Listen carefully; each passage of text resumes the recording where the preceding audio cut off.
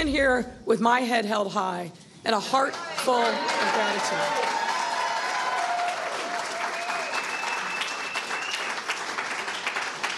I am grateful to the millions of Chicagoans who came together as we made tough decisions, saw the struggles of our frontline workers, and beat back a deadly pandemic.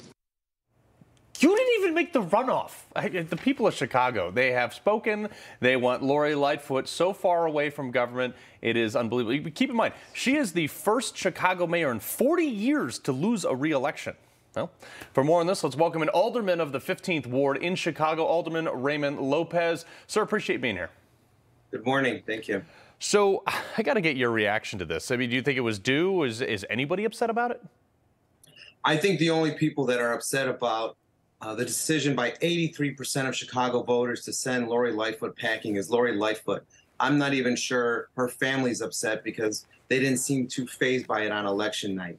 Look, everything that she said in her concession speech, everything that she's been saying for the last 4 years has just been narrative politics based on lies, telling you that what you see, what you feel is wrong, but her story is correct.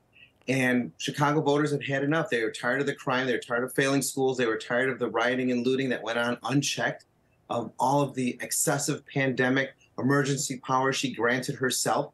And they want a fresh start, and they're going to get one finally in 32 days. You were saying that this is all about, talking points and stuff. She blamed her loss on racism and gender ideology. Is this even real?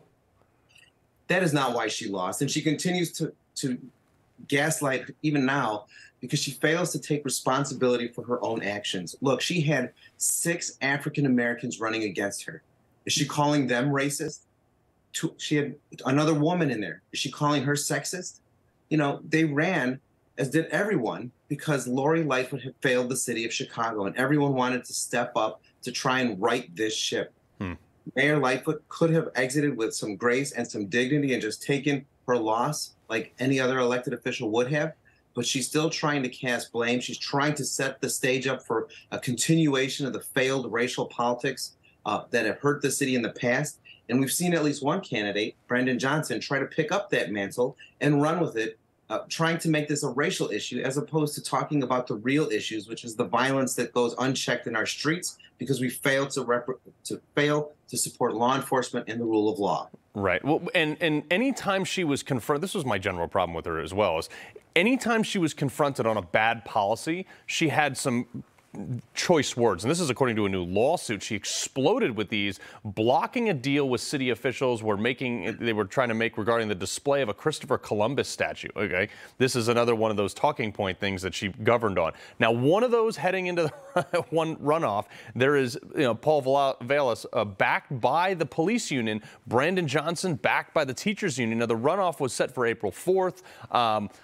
This is unbelievable. What do you expect now that the unions have even turned against her?